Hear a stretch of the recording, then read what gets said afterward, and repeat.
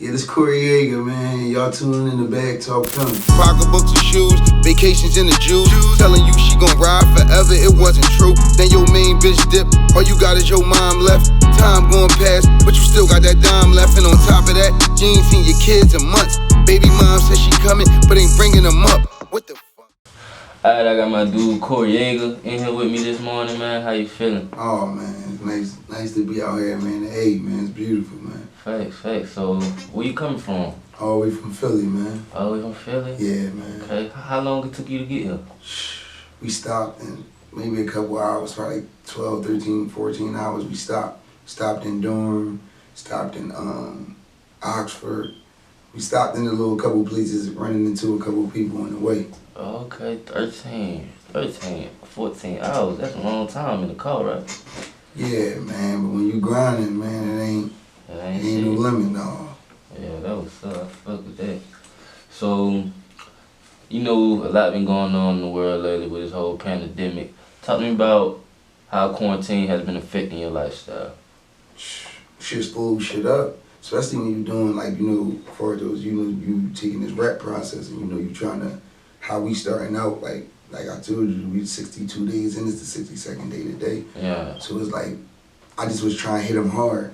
Like, and I'm a little older, so I ain't got time for, you know, the little other thing. I'm trying to come right in, boom, knock the doors off the hinges and, you know, let you know what I stand for and what it is and how I'm coming every time.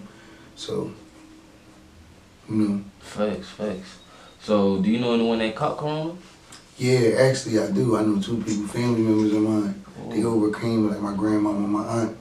They had courted, like, you know, the blessings of the Lord. They overcame the situation and they doing better now, but that shit was like crazy, like, and to be like, you know, close-knitted family member of mine. Yeah, that shit was a hurt piece a little bit.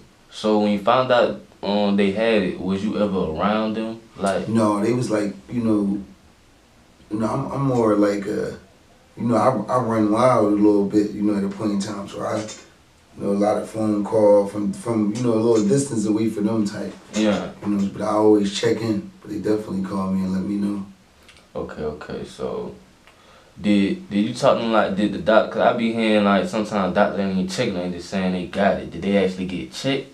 For real? No, it was crazy because my aunt had cancer before, so when she overcome the cancer thing, she went to go get checked for something, for her normal, you know, checkup about that to make sure it didn't come back and everything cool with her. Oh, okay. Then they tell her, well, like, no, we need to check you because shit don't seem right.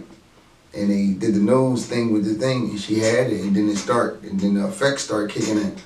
So they had to take her into the hospital, but that shit was like, that shit started looking crazy. I'm like, dang. But that shit was crazy, though. Damn, so do you know anyone that died from it, though? No, not nobody that I know that I'm close to, you see what I'm saying? You know, basically saying shit on the news and stuff like that. It's like that part, but other than that, no. Okay. So talk to me about what it was like growing up in Philly.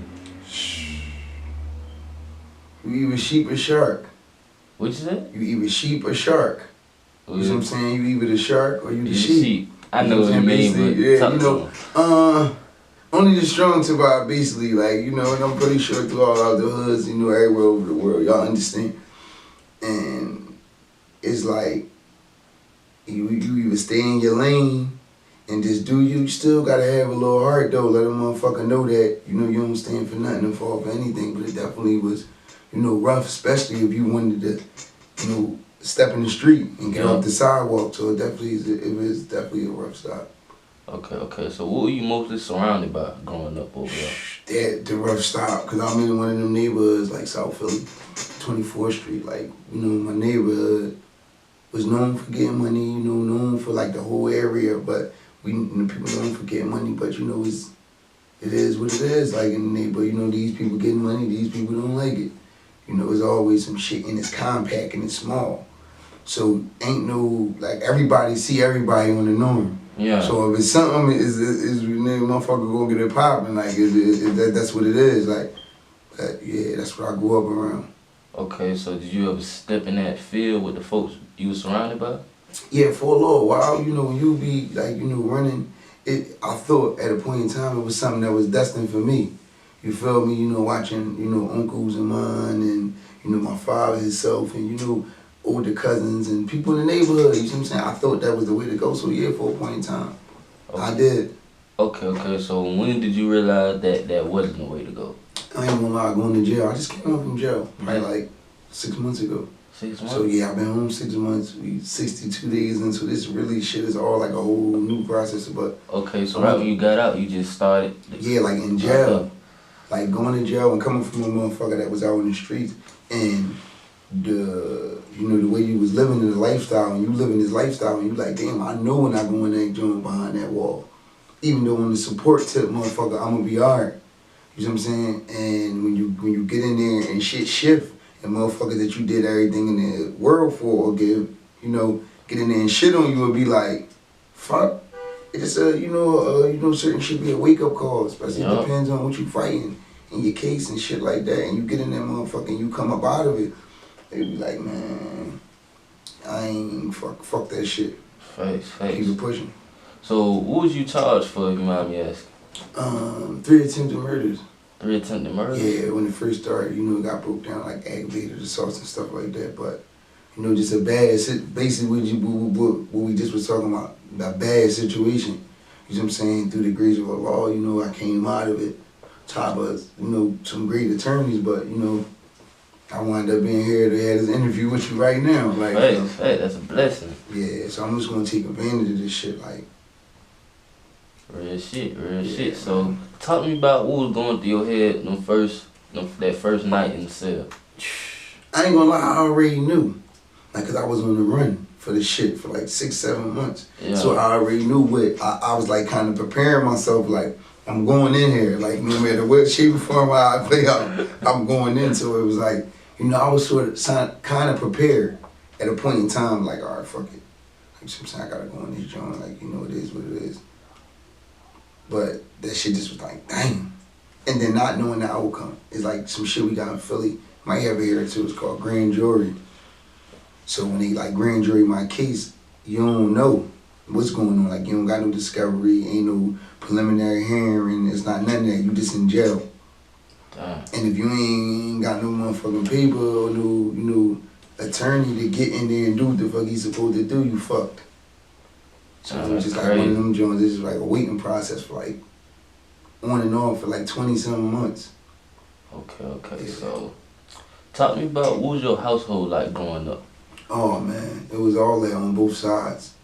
Like, even though like as a kid coming up, my pop was in jail.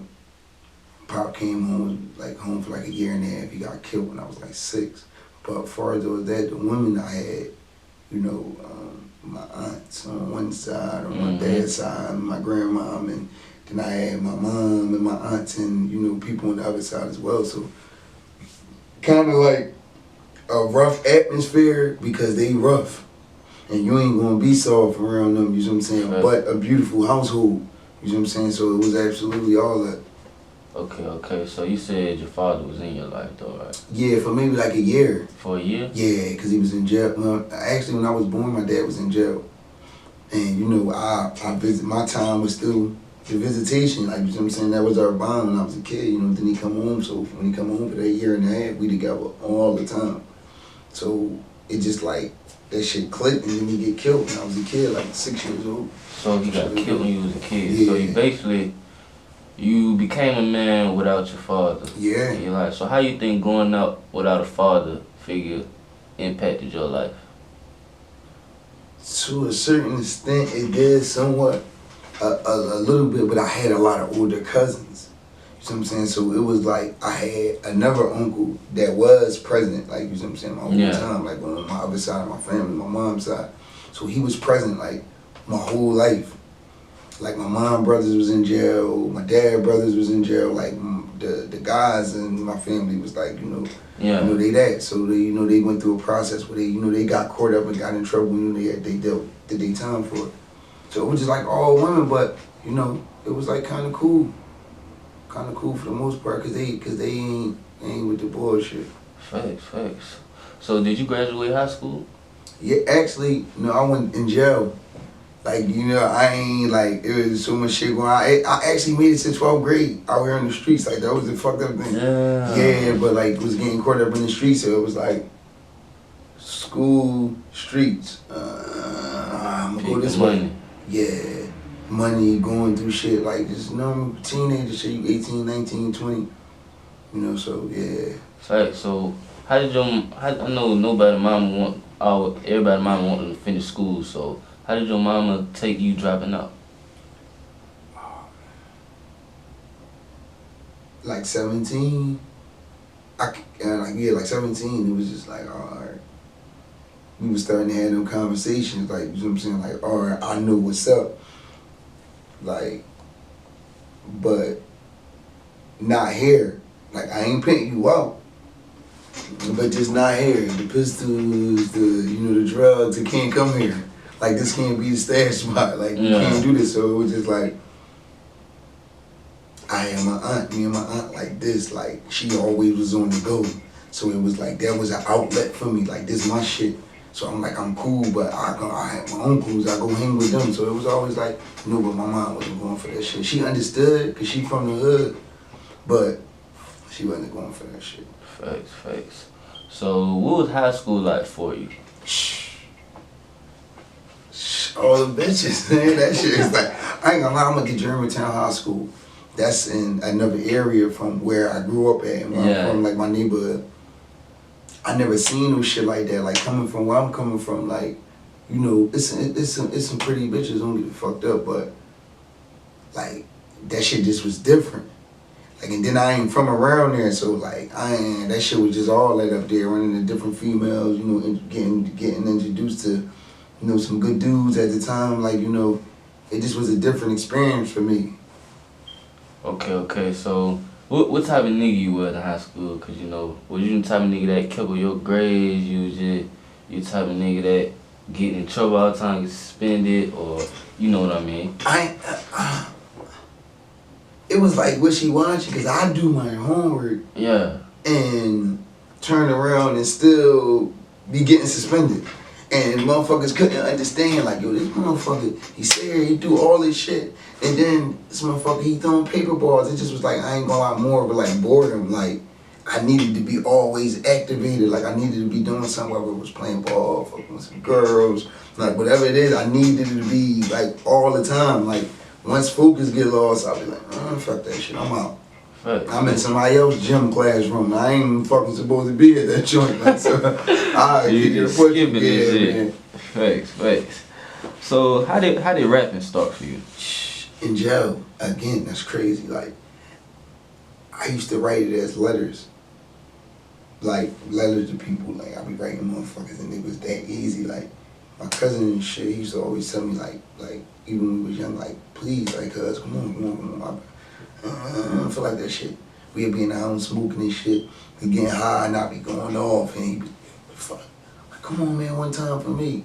And I'm like, man, I don't got time, but it just was always like started. That's how I like kind of started off, like letters and shit, like writing people letters. And I used to copy the letter twice. Like, I write the letter, then rewrite it, send it out, and then save it, and then rap it, like, to myself. Like, damn, I can make this. And that's how I started rapping. Like, just going through so much shit at a young age. I had so much always locked in my head. It's just like, I got everything in the world to talk about now. It's just like, I got so much shit.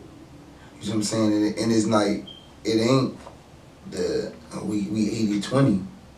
Like, it's like a 99.9 shit. Like, honestly, like, so it's just like, I don't know. It's just easy for me. Right. But that's how I started, though. I feel that. So, you know, people don't believe in their dreams. So how do your mama feel about you choosing rapping as a career? I ain't gonna lie, when I just came home from jail, right? I know I ain't had no job in my life. So it's like, this the process of change. So at the time, I'm looking at it like, all right, I'm gonna try some new shit.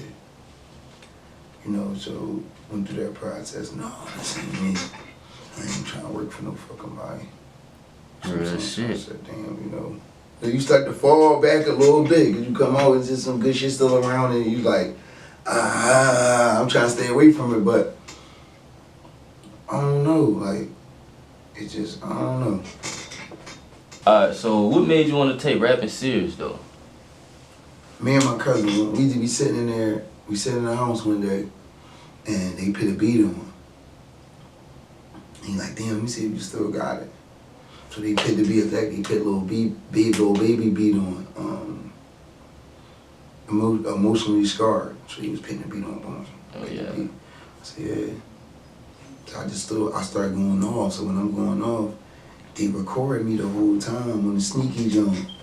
It's like 2, 3 in the morning. We smoking, we motherfuckers in the spot getting high, we bed, and they record me the whole time. So I'm going off. So the beat, it go over the beat. They put the shit on Instagram like 4 in the morning and don't tell me. So I, next day I'm asleep, motherfuckers got to wake up to all these missed calls and text messages. Motherfuckers DMs, yo, what the fuck? The fuck is this? Oh man, they like, yo, what the fuck? My homies from different places from out west, they calling me, yo, what the fuck, man? We knew you ain't never know we rap. Like, what the fuck going on? My cousin just came, my cousin Juan, man, Rare Genetics, man, come to me and said, cuz, just give me a year. Give me a year, 29 months. He said, give me 10. I said, oh, you got 10 and a half. He said, just give me that, and I promise you something gonna come out of it, like, and just the rest is up to you. So that's what the road we on right now. Facts, just grinding. Grinding, man. Down.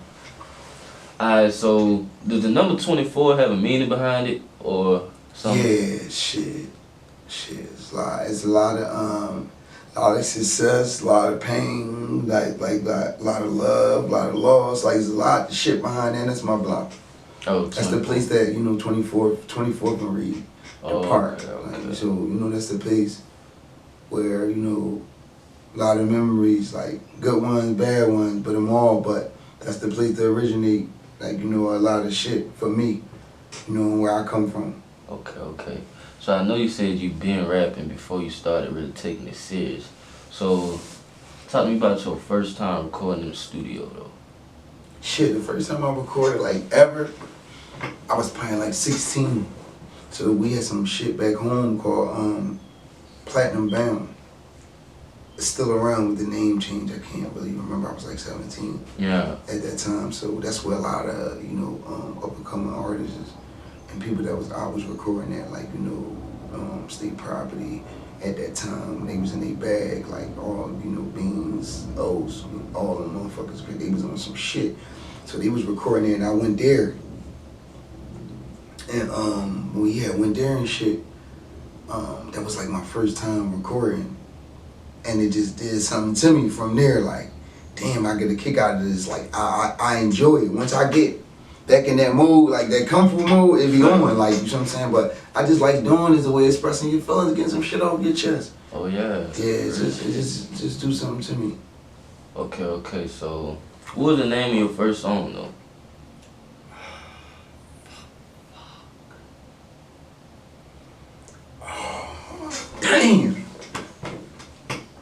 Damn, I remember it was motherfucking, it was me, K-Dot, Snacks, what the fuck, Bud Feast, Shane, what the fuck was the name of that song? I ain't gonna lie, I can't really remember, man, but we murdered that joint. It used to be like 6 of us. Like this during, before the big DVD era, I mean, like during that big DVD era and all, like we was kids. Yeah. So it was like, it was a lot of, like, I can't really remember what we used to be going off on shit. Okay. So when you did that song ever drop? Yeah, actually, I was looking for it not like too long ago for what we trying to do, that like added on to something to show a motherfucker like look how far this shit go back. Like I was around in these times, it just wasn't something that I was focusing on at the time. Face.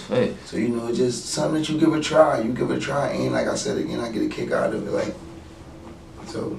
Okay. So when you dropped that song, was you getting support from people besides your friends? Yeah, like basically at that time,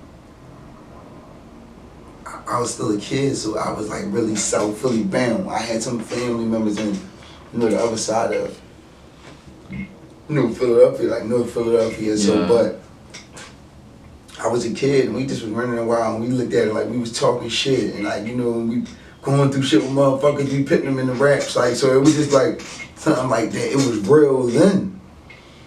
But it just was a bid to us, like, you know what I'm saying? Motherfuckers was telling me then, like, dude, no, you the one, like, come on, like, bro, yeah, like, I don't fuck with that shit. Facts. So, do you like your first song as much as you like the music you make today? I grew. At that time, all I knew was the streets. Yeah. Like, all I could talk about was what I was seeing and what I was into or what was going on around me. Facts. Whether it was from people from a whole different corner, like this, that whole P area, it just like, that was my whole zoom into, Okay, so, you done any shows yet? No, actually I did one. You did one? We got something back home called Tough Talk. This right before Corona had, like I did an interview similar to this. I performed for him and all that, put it on YouTube. It's called Tough Talk. Big Snoop, that's my my big homie, like, from my block. Solid dude, but he on the working tip too. So, he called me, yo, let's do XYZ. All right, come on, fuck it, you for me, I'm for you. And we kicked that off, but that was like really my first time doing it. Then Corona kicked in, like, and I'm like, fuck, and it just set down the whole mission a little bit. Yeah. Cause I'm still moving, but it shut us down a little bit. But that was like really the only one. Okay. So, you got any place or like any event you would like to perform at one day?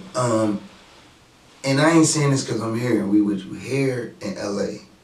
Like these, like, two of the best places I've been. Like, and I've been in some places like, different countries and shit like that. But, it just, I like what I'm used to. My surroundings is similar, so it's just two different states. That's just it, basically, to me. Like, this shit is the same, like, a lot like Philly.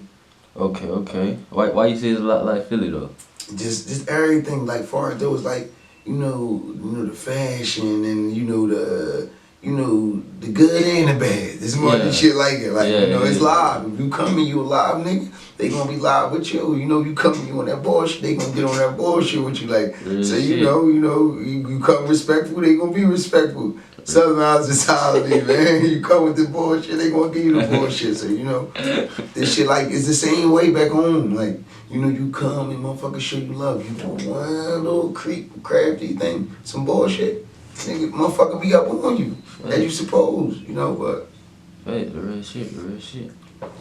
So how often do you go to the studio, though? Now, like I said again, now that we got Corona, now we got my big homie, Big Snoop. He got his own studio thing. Like, they got their own building, so now I can go there, motherfucker, anytime I want, 2 o'clock in the morning, I feel like going there. I can go over there and record. Okay. And I'm starting my own little shit, like, we just ordered the mic. We getting our own shit so I can be in the house and go berserk if I wanted to. Okay, so when you go to the studio, what's the average amount of time you usually stand up? It depends on if I'm going to lay to say, I might 3-4 tracks I got delay. It really be depending on the engineer, because I was always told to always be prepared, so I'm coming prepared. Even if it's something that, whatever it is, I'm coming prepared. I'm not coming, we trying to find the beats when I get there. I'm coming, look, here are the beats that I got, this is how I want you to do it. Come on, everything written already. Only thing that you might be able to do as an engineer, and you giving me some game, because I want that game, because I'm just getting started. When to stop, let me know when we need to do something over. I'm willing to take all that. It's the process. Facts. So how do you get your beats, though? I go on YouTube. Okay. Type beats and I go to Mo and I skip through his beats. You release the beat. You might release the beats for 6 months.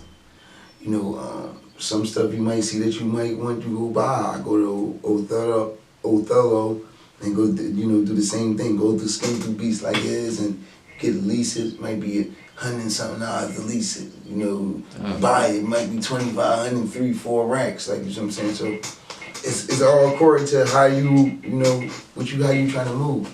Real shit. So talk to me about the importance of an engineer when it comes to your music. Oh, fuck, I ain't telling you that I got the fucked up voice in the world. You supposed to make me sound like the best motherfucker that ever did it. Yeah. But you should be able to, you know, help me as well as an artist. You should be able to try to tune that bitch up. If I was too loud with my vocals, you should be able to know how to tone that bitch down and mellow it out with the beat. You should be able to be able to, you know, guide any type of new artist and show them the way. That's real shit, cause that's their job. And have you ever been in a situation where the engineer didn't really know what he was doing? Oh yeah. It's crazy because I was just not too long ago, like, you know, motherfucker give it to you, you know, I'm this, I'm that, and this is my first time. Yeah. So, you know, I'm like, you know, all right, fuck it, let's get it. You know, they give me their prices, you know, I cash right off on them. You know, I get them right out the way, we go in there, and I lay it, and it's like, and here it's not sounding, in my ears it ain't popping, and I'm like, they like, no, it sound good out here. And, oh, take the joint off. He tried to do a little, and I'm like, he ain't fucking with it. no, he don't know. He's like, no, I can mix it for you. I'll get on for you. I said, no, I appreciate it. I paid them. Yeah, you know what I'm saying? Jimmy drawing. You know, I kept it pushing. Ain't no love lost in the word, but no, I need motherfucker that's doing what they knew how to do. But I got my man though. He the shit, man. I've been dealing with him since I was a kid. Like that motherfucker, he the real deal. L Studios, man. Like he the shit. Okay. Yeah. Do you ever freestyle? Yeah. Like, or you know, sometimes you sit and like I'm a break down my definition of a freestyle. Yeah. My definition of a freestyle is me and you just riding and we in the car. Right. Some folks be thinking it's just punching in and shit. No, it's like we could just be riding and the beat will come on and we be talking shit and I send it left. And it's like to remember it'll lock in, but I just jot it down in my notes just to keep it. You know, whatever it is, but yeah, it always is like, you know, some people can do it, some people can't. It comes like, you know, regularly for me. Okay. So how long you been freestyling? Like, how did you even get good with it? Just keep doing it over and over again. Yeah. Like once I lock something in my head and I'm on the mission, it's a rap. Like, so I'm stuck on it. When I'm on it, I can multitask. But when I'm on something and this what we on, like this rap shit, we on this shit. So I'm on it. I'm coming full fledged. Like I ain't cut no corners, no nothing. Facts. Trying to spit something for me right now? Yeah, without the fucking doubt. Let's go crazy. Show me what you can do on that bit.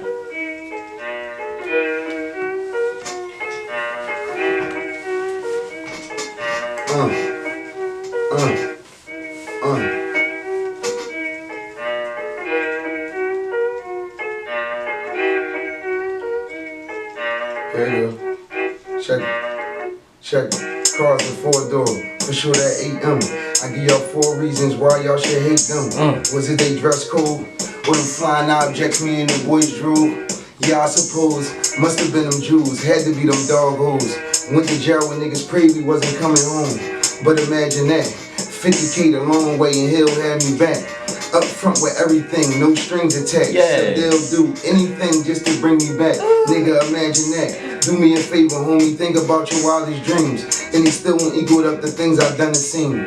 Mike Jackson, moonwalking on the murder scenes. I ain't the baddest or the toughest, but I'm in between. Something rare you ain't never seen. Hold up, somebody please wake me up, this gotta be a dream. And take away this pain, nigga, or erase these scars. Lose it all and get it back, that's what we hustle for. But now I'm thinking different, no more making it rain, no more chasing bitches. But I still got a thing for fast cars and designer shit. I spend fetty on all kinds of shit. Man, these niggas fake.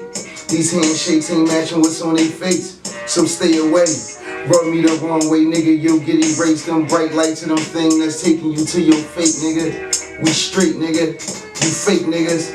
I guess that's just the cost of being fake, nigga. Take off and touchdown, touchdown and touch base. No cash, all I need is my face and we straight. Okay, I salute that shit because everybody don't know how to freestyle. And I can't put everybody on the spot like that because they ain't gonna do it. Without a doubt, man. I respect you. Thanks, man. Appreciate it. Thanks. So what you think the key is to being a good freestyler?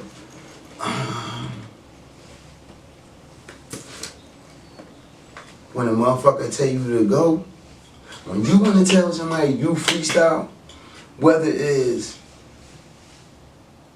even if it's something old, when a motherfucker tell you to go, you gotta be able to go. When they put the beat on, you can't be saying, oh, I don't want to rap off that beat. Like, you just gotta be able to go. Just go. Even if sometimes you're freestyling me, you gonna fuck up. You might say some shit that don't make no sense, but you gotta recover after that to make them say, oh no, fuck that shit that he said lame, but that shit don't even exist. So, you know, you just gotta turn up.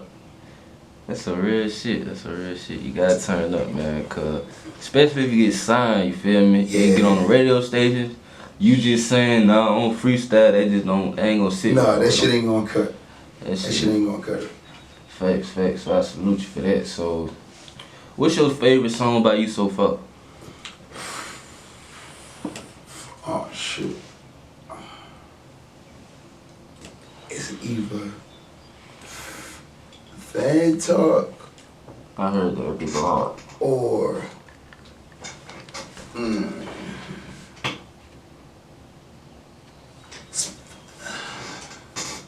Spaceship Flow. Either them two.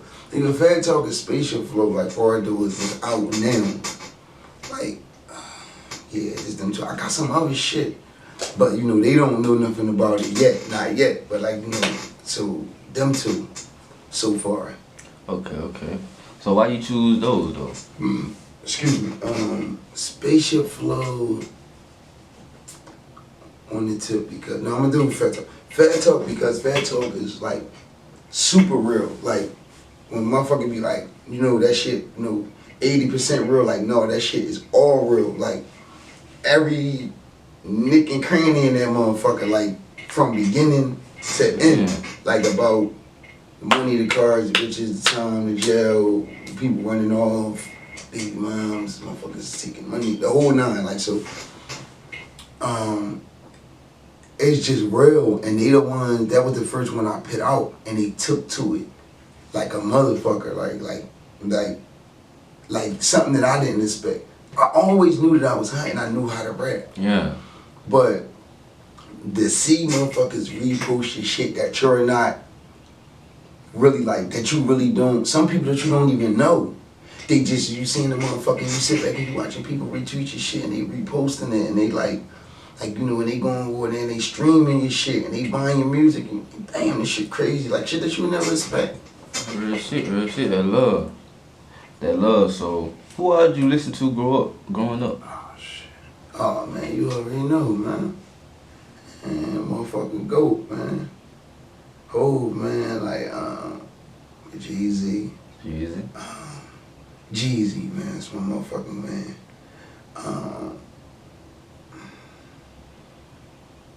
Wayne. Tip. All the OG rappers, really. Yeah, like I ain't gonna lie, cause niggas that was Gooch. That's all the OG rappers. Cause everybody that was on that was on that wave and they survived. Ross, it's just like motherfucker. Everybody that was around, like just coming up.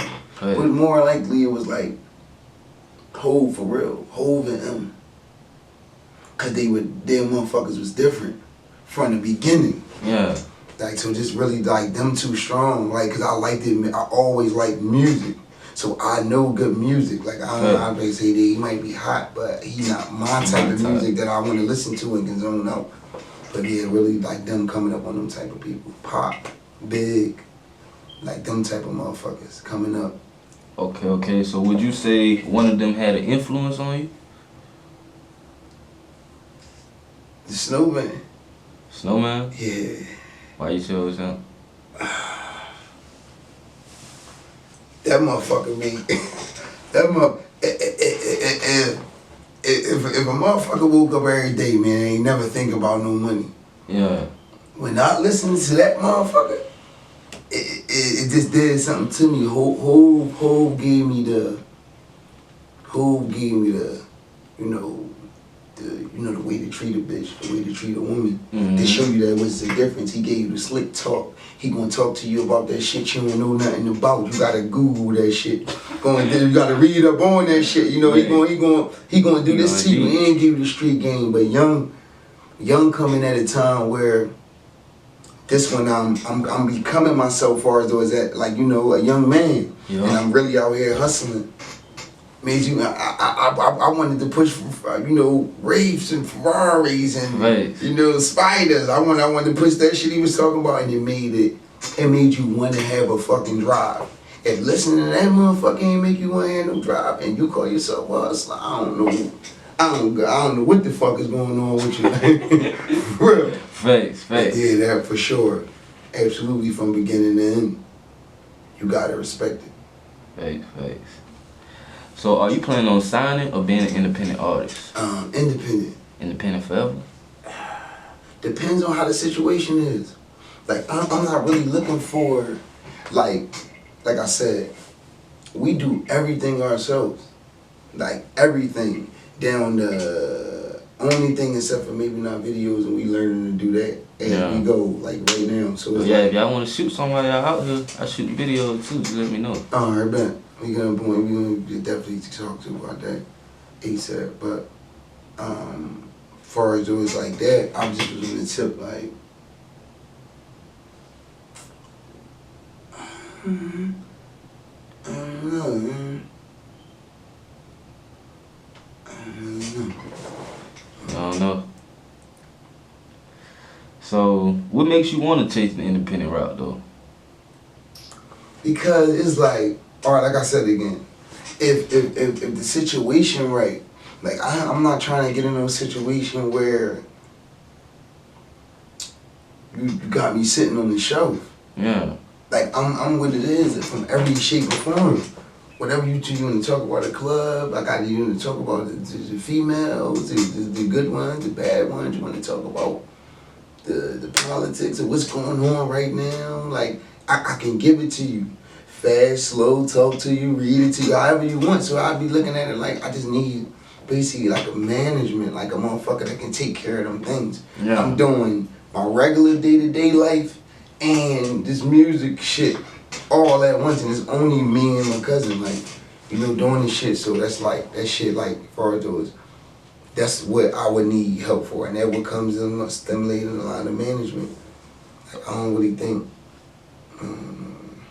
Okay. So if a label came to you with a meal right now, would you go for it? Depends on what that, Depends on what the paper's talking about. What that motherfucking fine print say.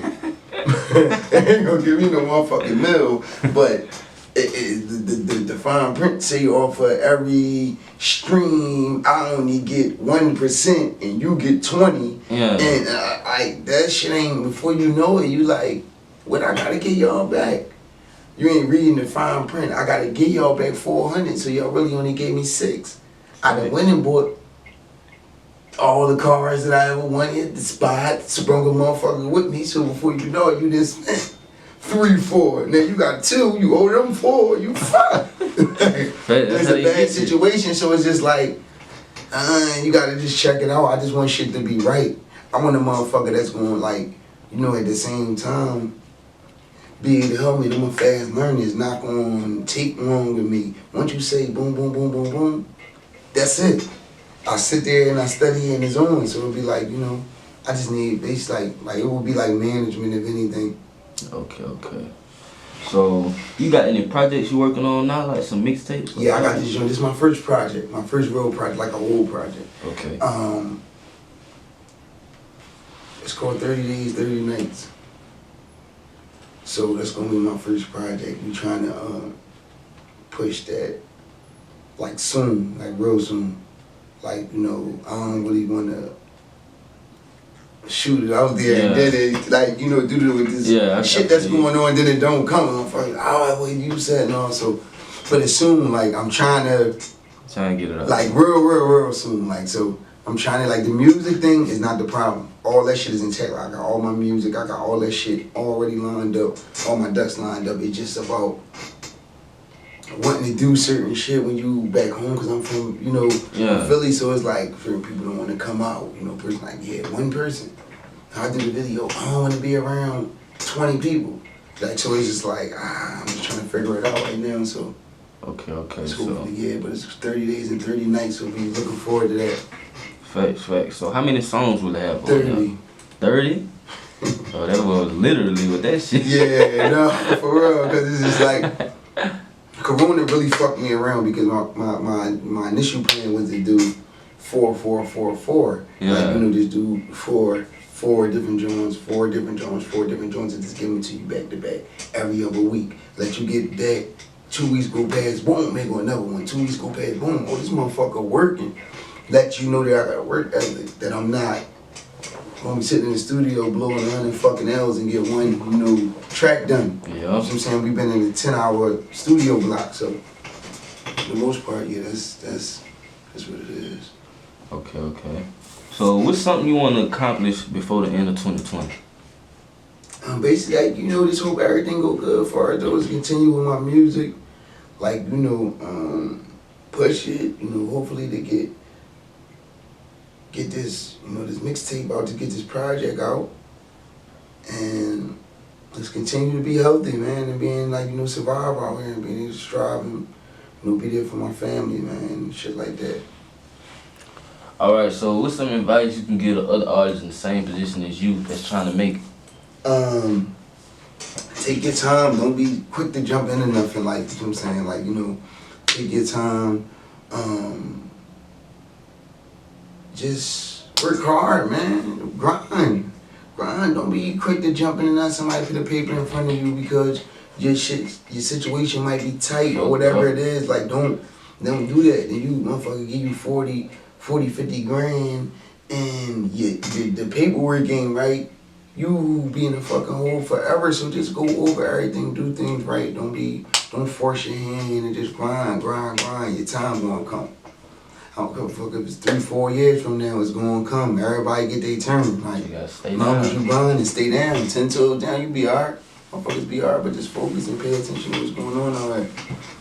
This Korega, I want y'all to tune in, man. Check out my up and coming project, 30 Days, 30 Nights, and follow me on Instagram, Twitter at Korega24, Korega 24, no underscore, no nothing. And I appreciate Bag Talk Films, man, for bringing me here today, and tune in, man.